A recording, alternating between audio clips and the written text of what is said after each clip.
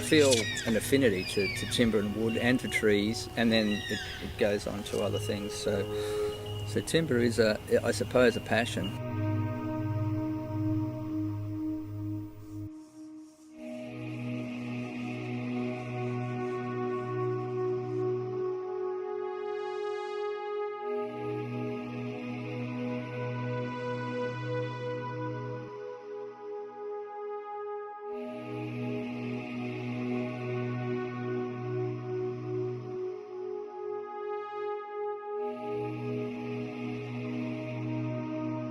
I was thinking at first it may need some accelerant, but I don't know about that. I'd rather just see it burn of its own accord, even though it probably could do with some, because a lot of the timber's quite wet, and Ned's been exposed to the rain a bit, the elements, but I think that might just mean it'll burn a bit slower. It'll eventually take on.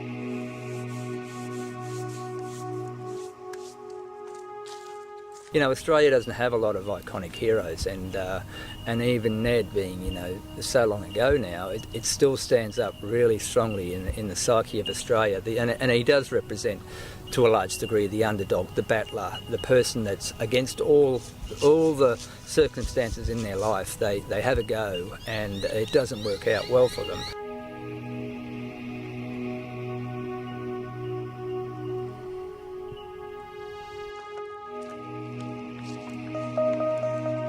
The fire is rich. It's fundamental ritual in all cultures. All cultures have that as a ritualistic passage in some way. So the fire is quite fundamental, and also the fact that it will fire the surface to a point where I'll have to decide when to take it out. That's still unknown.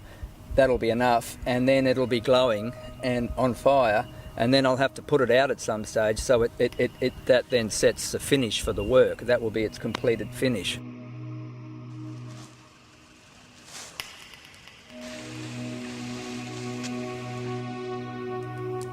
Everyone's put a log in the fire and taken it out and been in awe at its transformation, how it's gone from something quite robust, even a solid piece of timber, then it ends up a piece of dust.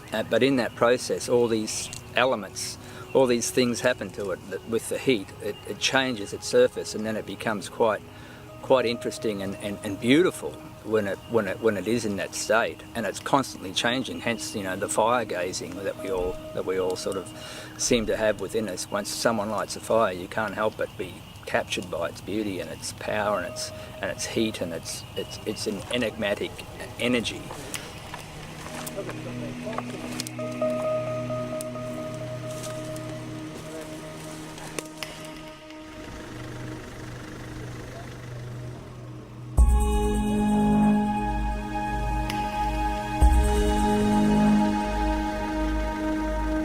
It's one of the philosophies of art that I really truly admire and adhere to, is the ability to let things go, not be too controlling, and just present the elements and see what happens. Have fun, play with it. That's how I really like to do art. Well, I was just gonna get it up to the edge of it and then lower it down onto it, drop it onto it. Well, you're the boss. I'll let you do it. Well, I think if we light it, I'm just thinking if we light it all as one go, it'll start to burn too quickly.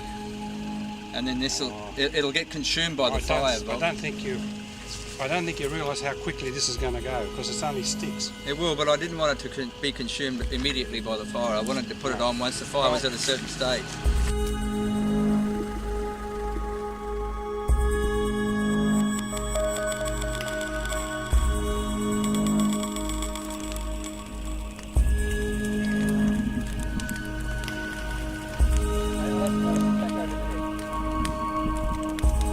It's inspiration and desire, and the desire to create something from within yourself, even though it has been inspired by somebody else, is what's important. And where you take it, where you have your personal voice, where does that come from, and how you translate that.